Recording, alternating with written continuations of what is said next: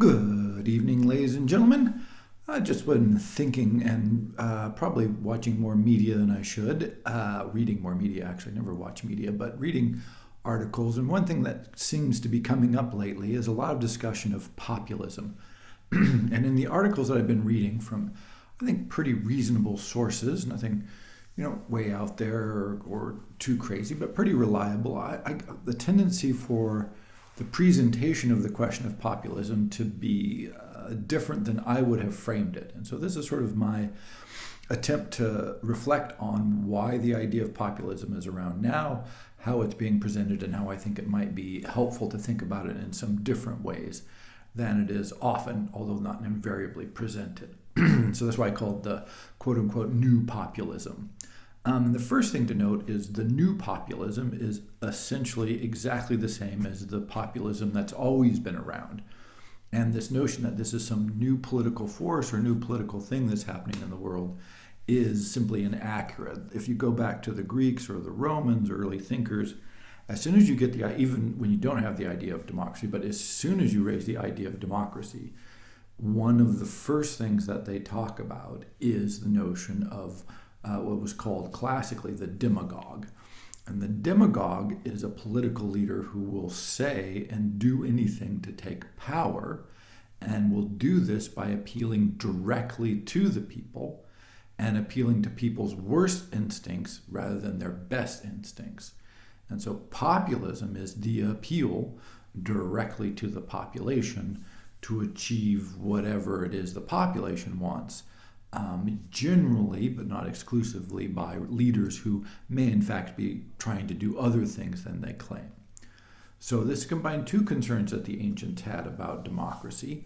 One was that it would be subject to influence by, again, the demagogue, someone who could stir political emotion, appeal to emotion rather than reason, and get people to who do not understand what's actually happening. Ancients were incredibly suspicious of the average person, to do things that were contrary to their own desires, to their own best outcomes, but which would nonetheless appeal to them as political or emotional ideas. And so this would create chaos. And so people who supported democracy and people who opposed democracy all recognize this as being a very extreme problem. So if you look at the political history of political philosophy, or you look at the history of political philosophy, what you see consistently is in the West, where the ideas of democracy are espoused, although you do get versions of this in other places as well, but where democracy was most directly under consideration, this was immediate concern.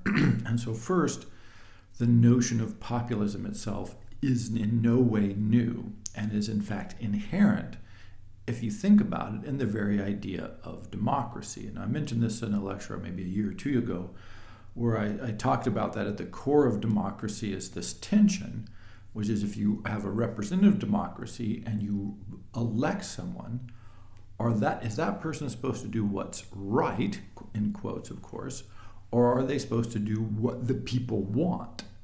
And this raises the question, well, what if people want to do daft things? Well, democratically speaking, if you're elected by people and they really want you to do daft stuff, shouldn't you do it? And of course we go, no, we don't want elected officials to do daft things. We want elected officials who will do the right thing. And I was like, well, so then you get people who are elected and do things that the people don't want. So this is, right? You see, this is what we call an insoluble problem. This is why when people talk about, oh, let's solve democracy, or why doesn't philosophy make progress, et cetera, I'm always like, well, if you're given problems that have complexity, that creates problems that are, functionally probably insoluble in any imaginable real style of world, you come up with this. And by the way, this is one of the reasons that people often appeal, all throughout history, have appealed to the notion of a highly educated population. The idea is, though, if the population were sufficiently reasonable and sufficiently well educated, then they would recognize what their true interests were, and they would never be misled by the demagogue, and therefore reasonable policies towards reasonable ends can be consistently pursued by reasonable and responsible politicians, and then the whole system would work flawlessly. Well, that's an interesting world filled with non-human people doing non-human things, right? Like this. Maybe it would be a better world. I'm not convinced, but it would certainly be a very different world than any we're likely to encounter in the near future. So, this core problem with democracy, which is exposed right along with the notion of populism, has been around consistently. And so anytime you hear a coverage of populism or the issue raised, keep in your mind that, wow, this has a several thousand-year-old history of political and philosophical reflection on these questions and problems. Not new. These are nothing particularly out of the ordinary in what we're seeing, in one sense, that this is there. Another aspect of this that kept jumping out at me is mostly, although not invariably, these problems were treated individually by individual country, because again, our news tends to be so focused on individual countries. So they say, oh, Trump is a populist in the United States, Orban is a populist in Hungary, Milei, of course, now a populist in Argentina, and that this notion of that, oh, there are these individual outbreaks of populism. But as other people have noted, and as I think is much more accurate, is it's interesting that all over the Western world, all over the democratic world, if you will, simultaneously what you're seeing is a return of populist demagogues and of populist-style politics. And so this raises a very different question. Now, each of these have their own local dynamics and local, of course, specific regional forces that are at play that bring them into prominence, and their rhetoric will change depending on where they are, et cetera, et cetera. But fundamentally, the question is like, why is Orban in power at a time when UK is pursuing achieved Brexit, if you want to call that an achievement? The U.S. has Trump as a president, and he's still a powerful political force. You see Milei again in Argentina. Why are you seeing, what is the global nature of what's happening? If this was one leader in one country, then you could say, oh, well, that country's having these issues, or so on and so forth. It's not. It's a global movement amongst the Western democracies. And so a question that could be asked, I think is begging to be asked, and which I see almost never explored, is why in the last, 15 or 20 years, have you seen this dramatic increase in the sort of the figure of the populist demagogue who is suddenly becoming more powerful and more successful? And one suggestion that sort of people make is, oh, it's the media landscape has changed, which is true. This is certainly helping. But, it just seems insufficient, because it suggests that all of a sudden that while demagogues have been around for several thousand years, in the last 20, they've suddenly become incredibly brilliant and so amazingly good at their jobs. And yet when you look at these particular leaders, most of them don't seem that particularly outstanding, right? You're not looking at this and going, wow, that guy really is a truly amazing politician or a really great demagogue. Rather, it seems like sort of this moderately middle-of-the-road effective to really not very impressive people at all have captured movements that are legitimately there. They're appealing to something. And so the real question is, why are tens of millions, if not hundreds of millions of voters in many different countries sort of simultaneously in parallel decided that these figures represent them better, represent their desires, their fears, their hopes, their issues better than the alternatives?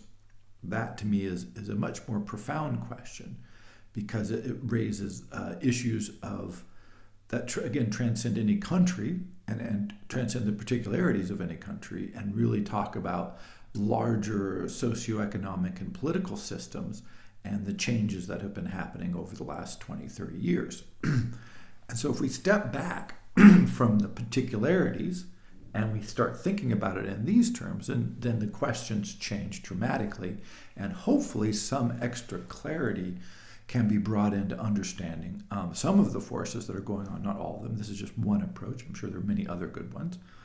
But if you stand back and think about it, you go, okay, why suddenly are hundreds of millions of people, tens or hundreds of millions of voters, susceptible to these kinds of messages, this kinds of demagoguery?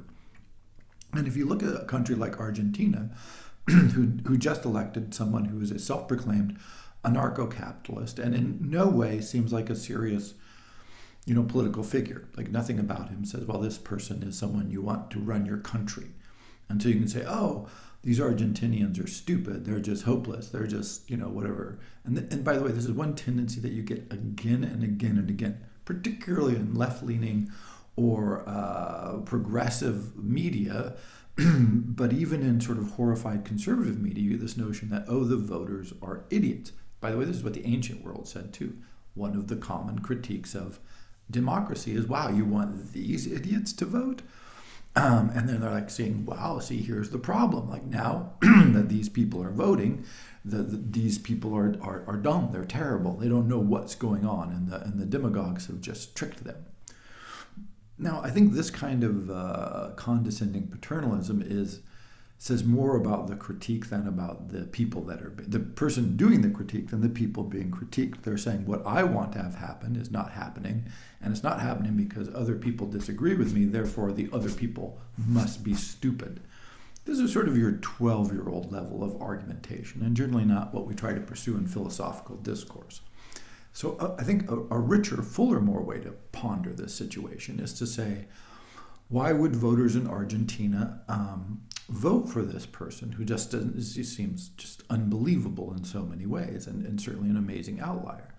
Well, they've had decades of inflation to hyperinflation. Take your pick. It varies between incredible inflation and, oh my God, that's really, really a lot. And so middle-class wealth has been absolutely destroyed. The economy is barely functioning. The future does not look bright. And he was running against the minister of, the guy who was running the economy, in theory running the economy, the last minister of the economy, was actually running for office. So here's your choice, voters. Someone who presided over and has carried on the policies that seem to have brought for, let's say if you're 40, for over half your life, just ridiculous levels of inflation and other economic problems that kind of just destroy your economy. How many times do you vote for the responsible minister who looks like he has an education in the background that should do something, but in fact has delivered failure after failure after failure after failure? And when do you go, no, you know what? This guy might be crazy, but he's not them. He is promising to change the system. And I've become so disenfranchised and so just completely divorced from any belief that the system is going to deliver meaningful goods to me that this guy, fine, let's vote for that guy. He's got some dogs he's been talking to who give him economic advice. So let's go with, I'm not making that up. So let's go with the dogs, right? Let's go with his anarcho-capitalist ideas and see, because it can't get worse. Now, it might get worse, by the way, but it's not an unreasonable response by the voters to go, you know what? We've seen the movie 6, 7, 8, 9, 10, 11 times in a row. It never ends well. Let's go see a different movie. And so they voted that, and they've done this. And then people go, oh, well, but, Argentina is an outlier. And I was like, oh, is it? Now, this is where the historical perspectives on this, I think, are helpful and need to be brought in. And one good place to start, again, there, where do you start? Any historical analysis is always sort of a framing element. But I think one good way to think about this is Adam Tooze has a book called The Deluge, and he talks about, it's about the World War I and sort of the socio-political economic outcomes and impact that World War I has. So it's not necessarily a book about the war itself and the battles and all that, although that's in there, but it's mostly about the outcomes, impacts, socio-political, economic, global changes that were wrought by that war. And one of the points he makes in there, and other historians have made this point, is that the birth of the modern welfare state as we understand it got some input in the Victorian times. Things got rolling, the ideas of Social Security, unemployment, aid for the poor, retirement, all these things, healthcare, limiting work, all this stuff was being worked on, being negotiated, being debated, da, da, da. The cost of World War I was so great societally that to keep the populations on side in countries all over Europe required the governments to make a lot of promises, to say, we're going to make this good. We're going to agree to labor reforms. We're going to agree to pensions. We're going to agree to, medical care for the wounded soldiers, right? We're going to agree to these policies that before the war would have been, probably very difficult to achieve. And so the war didn't cause this, but it did bring this into effect. And again, the same thing you saw, coming on pretty quickly when you get a figure like Roosevelt in the United States. People always say there's a great biography of him called Traitor to His Class. And people were like horrified that Roosevelt, who was this elite, wealthy, super educated figure, instituted all of these social reforms, and again, expanded unemployment, expanded Social Security. He brought all of these concepts, price controls, work programs, regulating corporations. He did all these crazy programs, some of which worked, some of which didn't work, into government, and really backed them and really promoted them. And many historians argue he wasn't defeating capitalism, which is what a lot of people felt he was doing at the time, and still argue today, by the way. He was saving it, right? If it becomes sufficiently unpopular, then you get revolutions. If Italy or France or Spain, they all have revolutionary, struggles. Russia, of course, had a revolution during World War I. They have these forces are loose. Well, how do you keep the people from rebelling? How do you keep them from overthrowing the government? How do you keep them from toppling things and having a true revolution? One way is to give them programs, support, hope that the system is going to work for them. And so you go, oh, okay. And so strikes, the strikes, votes, political movements, these are all a way of trying to get benefits or perceived benefits that will make you feel like your participation in the system is worthwhile. And so again, this is nothing here revolutionary or particularly insightful to say that governments try to give goods to their citizens so that they can stay in power, right? This is bred in circuses. Romans understood this very well. Fast forward, however, to coming towards our contemporary times, it seems that a lot of this was forgotten or at least swept under the rug. And so something happens, and in the mid-'80s, you start getting the neoliberal globalism, and every historian my whole life, books, newspaper articles, talk about, wow, we're living in this time of amazing transformation, of global capitalism, of integrated trade systems, the rise of China, the spread of consumer goods, the integration of world. And all of this is true. This is not that these things are a lie. It's that they came at a cost. They came at a very real transformation. So what does transformation mean? Transformation means things changed, and lots of things changed. But a lot of people were not happy about those changes. And so part of this, and part of the rhetoric I grew up with, and probably everybody here grew up with more or less extent in their society, was that, well, this is the way it is. Globalism is just better for everybody. We're going to change our rules to make this work for everybody. This is going to be great. Everybody's a winner. Turns out that everybody was not a winner. And it turns out the people who didn't win, or at least felt themselves to be losing in all this, was a considerable percentage of the population. And over time, they've become increasingly irritated by all kinds of changes that they did not either benefit from or feel that they were able to affect or change or mediate. And I think we forget that really quickly. So all this narrative is going on. the neoliberal order, this is just the way things are supposed to be, it's going to work out for everybody. And then you get the 2008 financial crisis. So it's like, oh, the banks, the governments can intervene in the economy to do amazing things like bail out banks and insurance companies and the stock market and traders and all of this. But it's not supposed to intervene massively to help the citizens, the people. And then in the aftermath of the 2008 financial crisis, particularly in Europe and the United States, you saw austerity governments. Now, this is an incredible notion that you're going to have lots of social and economic displacement caused by the globalization. We're going to have 20 or 30 years of that, which caused real changes in people's lives, much of which was negative for a lot of people. But the narrative was, hey, this is the way it is. This is the new order. This is the new program. And we can't really do anything about it. Governments have to meet all these other obligations and blah, blah, blah. Oh, and then one day it turns out oh no, the governments can intervene. We can intervene massively, billions and billions and billions of dollars if we need to. And so now we're going to. But to pay for that, we're going to now have austerity. And both in the US and in Europe and in other places around the world, this was hugely destabilizing. And it's easy to forget. So if you look at just something like in the United States, Clinton's Democrat, Clinton as president for 8 years, passed NAFTA, which was an agreement which liberalized trade between the US and Mexico.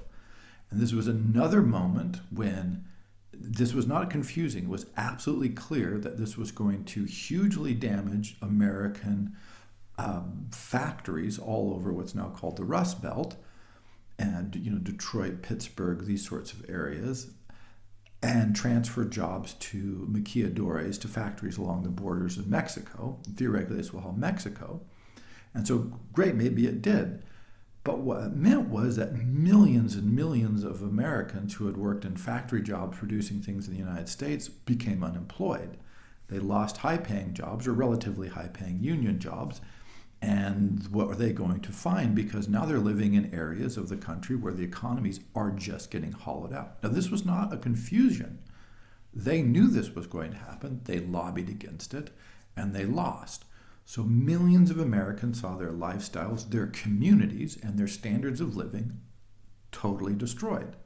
Now, maybe other people won, so maybe it was a net gain or whatever, but it doesn't mean that these millions of other people weren't harmed, because they really were. And so now and what people have said, well, you should move to some place where the economy is doing better. And it's like, but if you don't want to move, why should I have to move? Right? So these sorts of real tensions were put on real people in their actual lives. Meanwhile, so hey, Mexico got a lot of jobs. Yay. Oh, simultaneously, Mexican farmers got exposed to subsidized U.S. crops, particularly corn and wheat. And so millions of Mexican farmers lost their land. They went bankrupt and lost their land. And so when you think of a Mexican farmer losing their land, I mean, these are families, often extended families. So millions and millions of Mexicans went from being small land-owning farmers to unemployed and bankrupt and often starving. And shockingly, there was a lot of migration out of Mexico towards the United States, in a not unrelated development. And so, hey, maybe this was net gain for Mexico, right? We can just say, on balance, this is good. But people don't live on balance. No one lives in the average of economic statistics. They live in places where the real impacts are on their lives, and they may not like those impacts. Similarly, in the EU, it's estimated by, these are hard to estimate, so, but some reputable studies, but again, these are soft numbers, and it's really hard to pin this down, but they said that the austerity measures that went into effect following the 2008 financial crisis, by the way, from which Europeans were not benefiting, right? They weren't like winning a bunch of billions individually in the speculative bubble. No, they weren't. They were just sort of caught in this trap. But the austerity measures that followed probably cost the average European about 3,000 or 4,000 euros a year today in their salary. So they're making several thousand euros less than they would have, in theory, if austerity had never been activated. And there's also a couple of good books, one by an Italian author whose name just popped out of my head. I should write these things down, where they tracked what impact the changes in government policies and supports had in real communities. And a lot of communities were gutted. I mean, their schools were closed, or their hospital was closed, or the transportation links were shut down. And so all of a sudden it becomes difficult or impossible, just not viable, to live where you were, or you've seen the jobs that you've had go away, and the support has been reduced, and the funding for your school has been reduced. And then all of a sudden, here you are, you're like, wow, this is not good. And what seems to have happened during the austerities, this and even before this, is many elected officials, I think, slowly drifted into this notion of, there is the neoliberal order. There are these rules about how much budget debt you can have and how much taxes people pay, and these are treaties that we've signed. And cumulatively, they forgot that if you really piss off a lot of your population, it makes them susceptible to the demagogues, back to the demagogues. And that when leaders come up who have some charisma and who have some ideas that say, hey, what's going on now is not working, if you have millions of people who have been thinking, wow, this is not working, I want something different, they look really appealing. And this is not a surprise in any way. Like, why would we be surprised about this? If you go to a restaurant continuously and you go, this food is worse. Oh, it's getting more expensive, and this food is getting worse. And boy, I just really don't like that. And somebody opens a new restaurant across the street. You're like, I've never been there, but you know what? I think I'm going to give it a try, because this one is just not working very well. It just doesn't seem to be meeting my needs. And that sense of, wow, like just telling people that they just don't matter. Or if you look at the UK with Brexit, I mean, it is another clear example of this, where yes, there was misleading things said about Brexit, yes, about the EU, all this, everything you can say, was the newspapers didn't help, the media was biased, the leaders lied, yes. But why were there millions and tens of millions of British citizens who just were ready to hear these messages? And there were many reasons, all kinds of mix. There's not one, like these are not unicausal, but one is a general sense of malaise and unhappiness. Two, absolutely concrete, clear policies pursued for decades by both liberals and Tories and Labour, I guess you would say, that focused lots of resources on London and basically left everybody else out in the cold.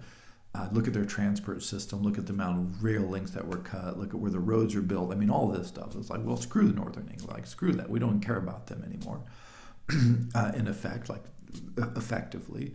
And it turns out, guess who voted really heavily for Brexit? Now, it probably was stupid. It's almost certainly a terrible idea. Another element of this that's hard to even get your mind around is, I think as late as 2005, right around and then, the UK's GDP was larger than China's. And of course, to think about China's GDP being less than the UK's today is sort of laughable. You're like, oh my, that's hilarious. I mean, how could you believe that? But the rise of China was the outcome of very clear and purposeful trade policies pursued by a lot of countries, including the UK, including the United States, that had real impacts on this. And everybody says, oh, it's amazing, it's transformative, it's the rise of China. Well, where did this all come from? It wasn't random, it wasn't natural. This was predictable and planned outcomes of predictable and planned political policies pursued by all kinds of governments all over the place. And when you sufficiently, or when the leaders become so enraptured of this or so enthralled to this that they forget that, oh, even if you do know better, that just telling your citizens, oh, this is the best, you just have to suck it up, eventually the citizens don't like it. Eventually they're like, you know what? No, we're not in favor of this any longer. And given an option, and suddenly there are these options, people go, okay, this person might be crazy, they might be just really practically unhinged, and yet they look more appealing than the opposite. They look more appealing than the person who stands there and says, basically things are fine. We need to do a little tweaking, blah, blah, blah. No, it turns out the people who say the system is corrupt and working against you look good because people actually feel this is the case. Like they look around the world and they go, how can this be if the system isn't corrupt and working against me? And one of my favorite statistics on this, which is almost sort of defies belief, and yet lots of studies have been done, is that somewhere between 8 and 10% of voters for Trump, and it may be as high as 13%. The studies vary, but somewhere between 8 and 13, but say around 10% of Trump's votes came from people who had voted for Obama in the previous election.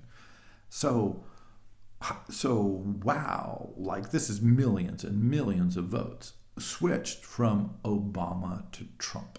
And it's like, wow, that's amazing. But if you think about it, this is not as amazing. Again, this is not original thought with me. There's other people who've written about this.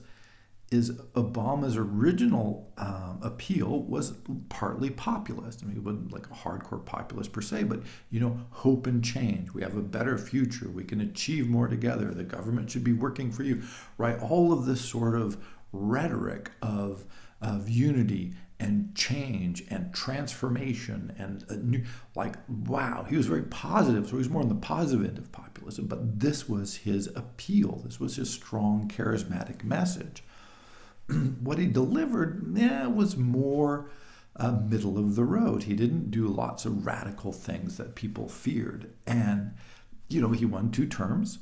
And and at the end of it, millions of people who had voted for him, not just once, but twice in many instances, said, you know what? That didn't work.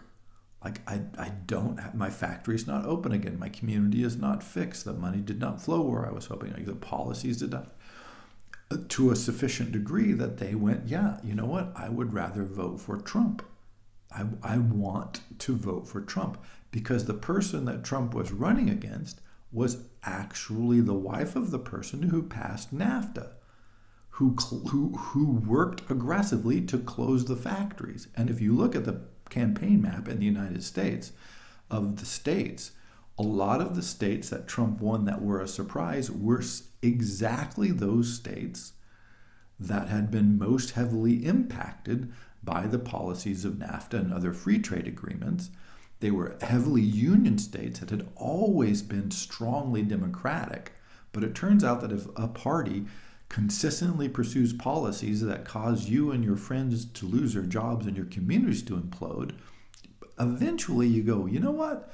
I think I'm going to try a different party.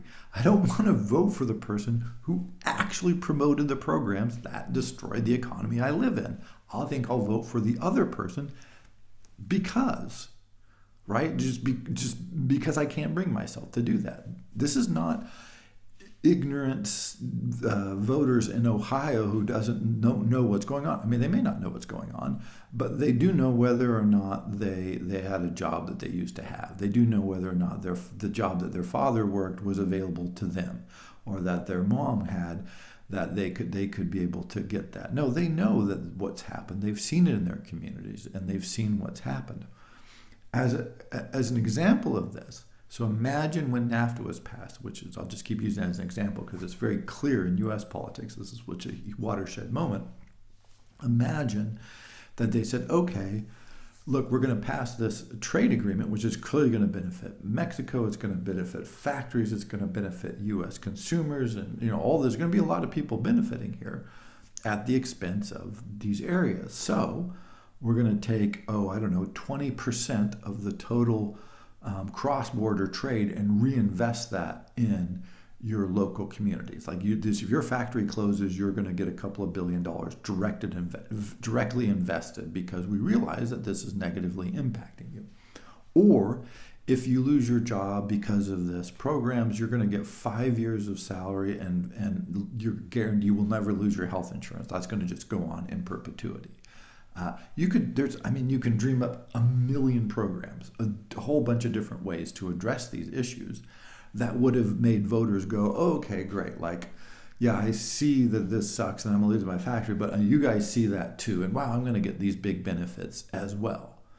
But saying like, oh, this is going to be good for everybody overall, sorry, it sucks really bad for you, is like quintessentially anti-populist. Like the populist idea and the populist rhetoric part of it is consistently like, hey, you're a citizen. Usually these have strongly citizen sort of oriented messages. You're a citizen of France or Hungary or Mexico or Argentina. You deserve better. I'm going to deliver better. You're going to get benefits. Your life is going to improve.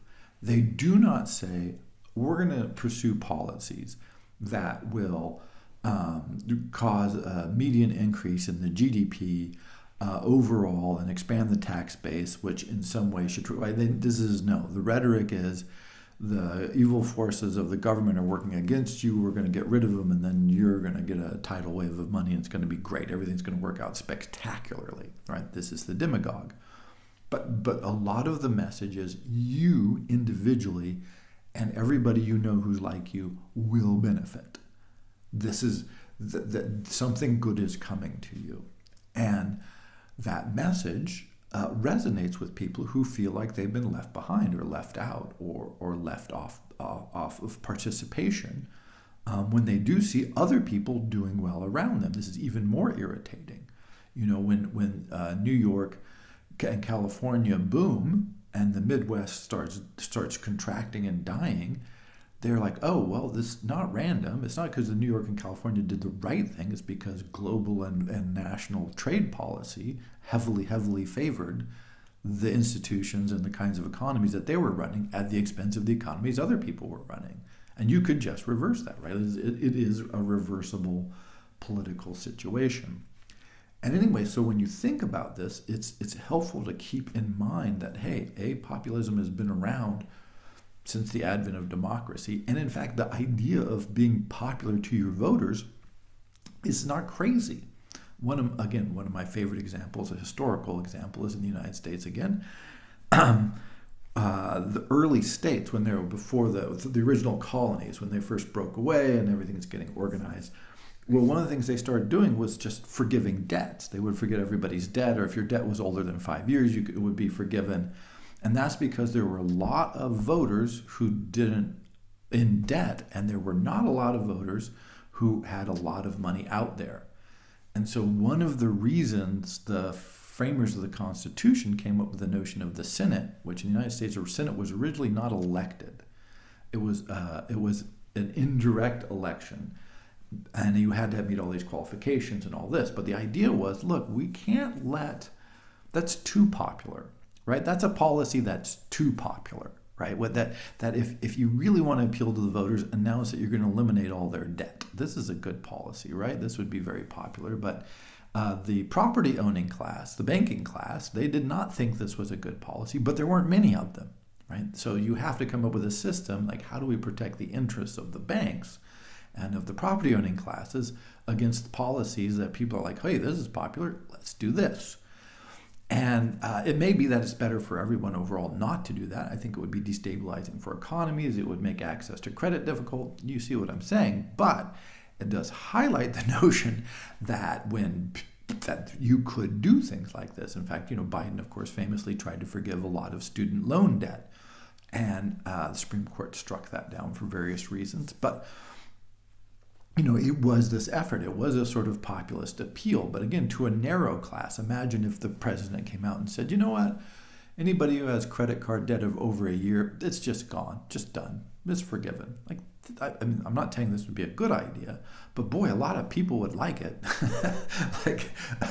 Or when the financial collapse happened, there was actual active consideration of saying, well, what we're going to do, instead of having people lose their homes, we're just going to write down the value. We're going to mark all the houses to market today so that their values, and hence the cost of having a loan, more accurately reflects the current value. And so millions of more of Americans would have been able to keep their homes, and their payments would have been reduced, and the whole thing would have been vastly less impact on the consumer. Huge impact on the banks, but as long as the government's bailing out the banks, why not just really bail them out? Just restructure the whole thing and let's hit the restart button. But this was not done. And so while banks are being bailed out to the tunes of, just vast amounts of money, millions and millions of people are losing their homes. And they're like, well, why am I not being bailed out when the banks are being bailed out? It's a reasonable question. This is not crazy. And, there's all kinds of arguments, pros and cons. But again, this is not an argument about the rational policies. It's a question about the emotional perception of voters who do feel, not unreasonably, like they've been getting the short end of the stick, particularly when they've been getting the short end of the stick, right? Like when it's easy to point out what's been going on that's missing them off, and you're like, well, why won't we address that?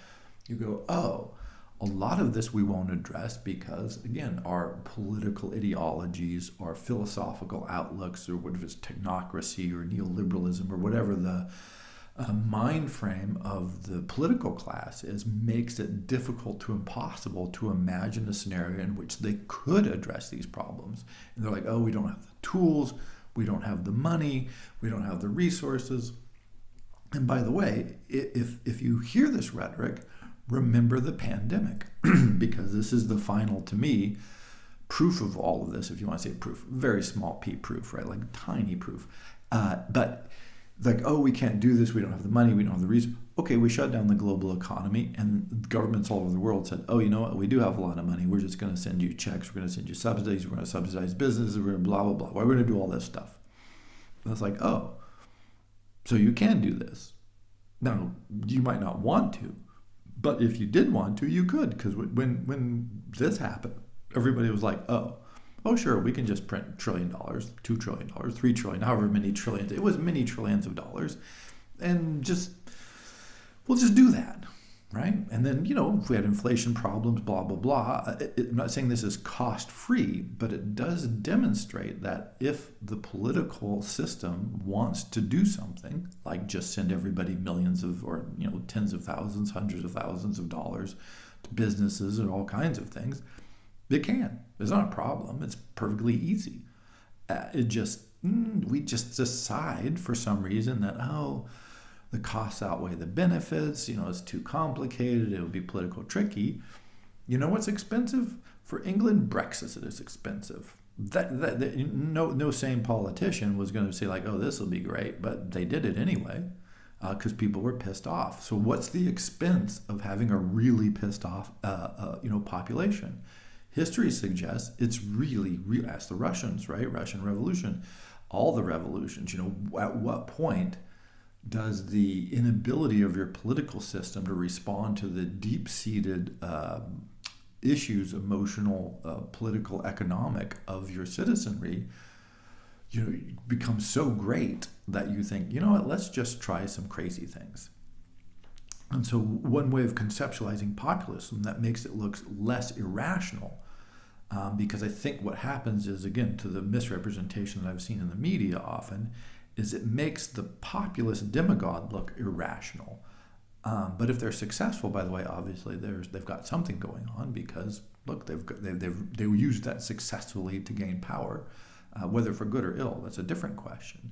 So they may not be as crazy as they seem at times, but to recognize that, wow, that what it exposes is a structural problem. It exposes some weakness or weaknesses, most likely a series of weaknesses, in the current political orientation that need to be addressed. And if they aren't addressed, then you'll just get increasing radicalization, increasing polarization, and increasing willingness of populations, large percentage of the populations, to take real political risks.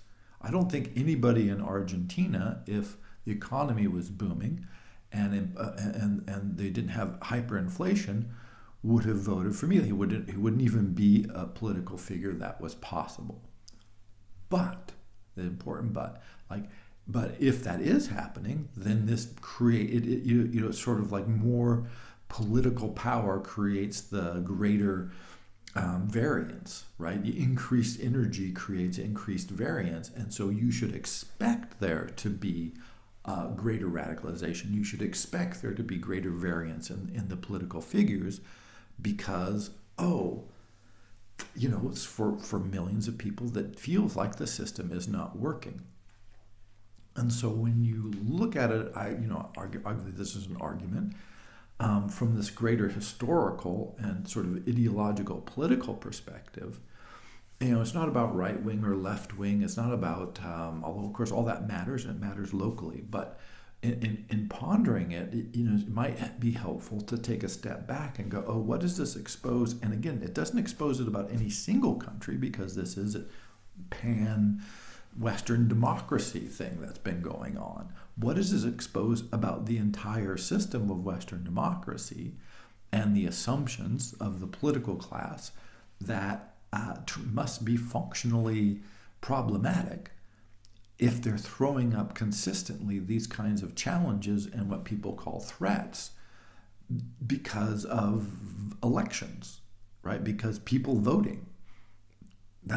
See, it's a very odd thing, and people go, "Oh, this is terrible, it's horrible," and it's like, well, any outcome of any particular election might be problematic, but it's really that this is a consistent global series of challenges that must mean there's some systemic global problem, and if those problems are not addressed, it doesn't just mean that, hey, there's a problem, but it means that, hey, demagogues are going to get power. And if demagogues destroy the system or seriously damage it, is it that they're terrible, which they may be, they probably are, or does it mean they're simply the outcome of the symptoms of a system that was failing anyway, right? That had some problem that couldn't be addressed or wouldn't be addressed. And to me, this is always the vastly more interesting question. Because the question of, who's right and who's wrong and what are the best policies, this and that, is, that's good, and that tends to be more local and more specific. But this question of, wow, we've had this entire political system that's evolved, from several thousand years ago, democracy, but certainly over the last 100 years, and a lot of the post-war consensus and whatnot has been breaking down, obviously. And the whole neoliberal assumptions of, I would say, give or take, collapsed. And so it's like, oh, well, what are we supposed to do? How do we address this? And if we don't have a coherent political response that makes people feel good about participating in the system, well, this is, pretty much what you would expect if you look at it from that perspective. And I think hopefully what we'll see, and perhaps we are already seeing, is leaders going, wow, what we need to do? We need to do stuff that makes our voters happy. We don't need to worry so much about other things. And it's back to the question that I raised in the beginning about the challenge in democracy is, are we supposed to do what's right, quote unquote right, or are we supposed to do what makes people happy because they voted for us to do these things? And, it is a real challenge because you might say, oh, I think if we borrow a bunch of money and invest it in schools for our children, hello, Germany, then we feel like we're violating some principles of good governance. Yeah, well, you know what good governance is? Making your people happy. And if you don't make your people happy, eventually all your principles and rules about economy are going to not be worth very much because you're going to lose power. You won't be able to enforce them anyway. Downward spiral. And so these sorts of challenges, again, do not come from nowhere. They do not come from a suspicious collection of nefarious figures that have suddenly appeared. No, it's not that there's been some of Olympic academy of demagogues that's been being run behind the scenes somewhere. It's that certain forces in the media have found ways to appeal to disenfranchised voters or people who feel they're disenfranchised and have been able to motivate them with clearly emotional messages that say you are better off if there's a radical change in the system. And if you're heavily invested in the system not radically changing, this looks terrible and like a real threat because it's a real threat to the system being maintained. But you can see the sort of tautological logic that underwrites these kinds of arguments.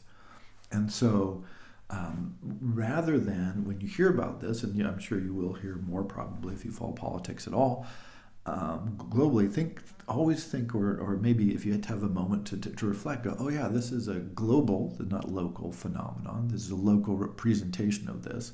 And what are those elements that they're appealing to, and what are the grievances or the fears or the hopes of the people who are being motivated by these messages, and where do they come from? Why do they have these? Why this sensibility that makes them susceptible? And it's when you can kind of get your mind around some of those issues that you go, oh, look at these bigger patterns, look at these bigger systems that we all live in that impact us all, but the impact is highly variable. And if you've been winning the impact, then you probably feel better about it in many cases, than those who have not.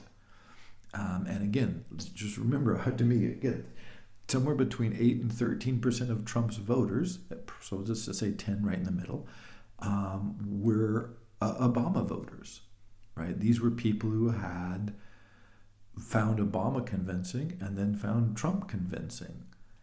And this isn't, and it's easy to say, oh, whatever, the demagogues voted, whether it's Trump's or anybody, oh, they're just idiots or the dummies.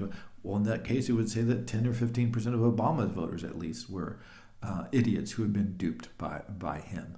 Probably better to think about it as an educational process where people, in their experience, are not getting the feedback they want from their environment, and their grievances grow, and then they become increasingly agitated. And that agitation, of course, is fed and exploited and misled and all the other things that demagogues do that, Plato et al. Cicero had been warning us about for several thousand years. But the dynamic doesn't change. If the people are happy, feel good, don't feel threatened, and feel like things are on the right track, it's hard for demagogues to get traction.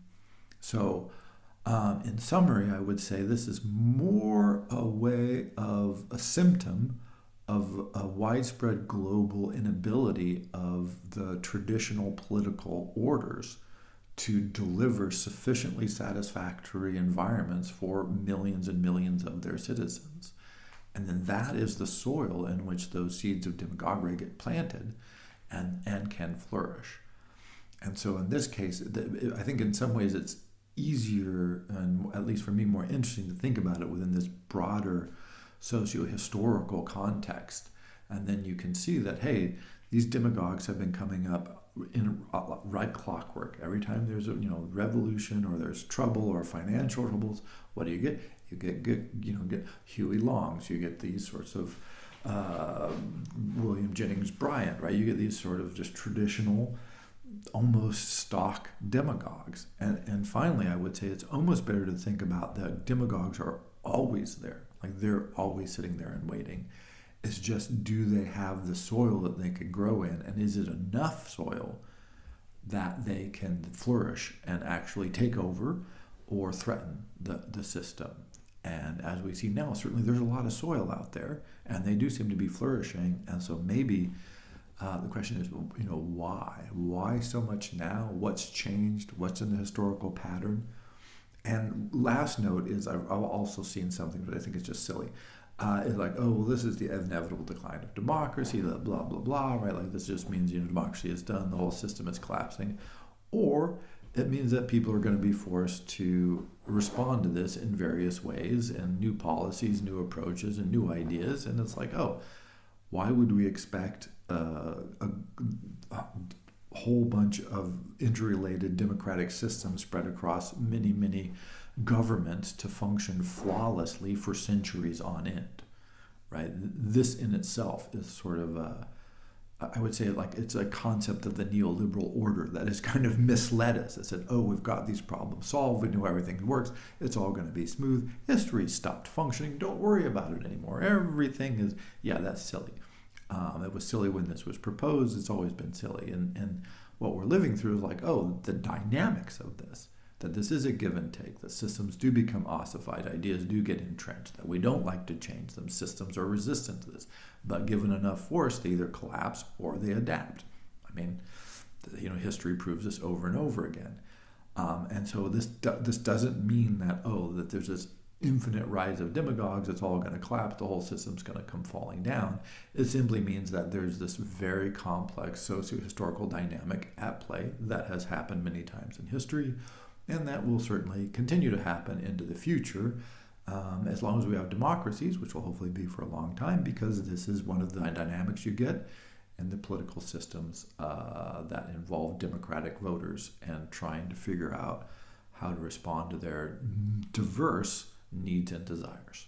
So, just a pondering and a reflection on the new populists. Thank you very much.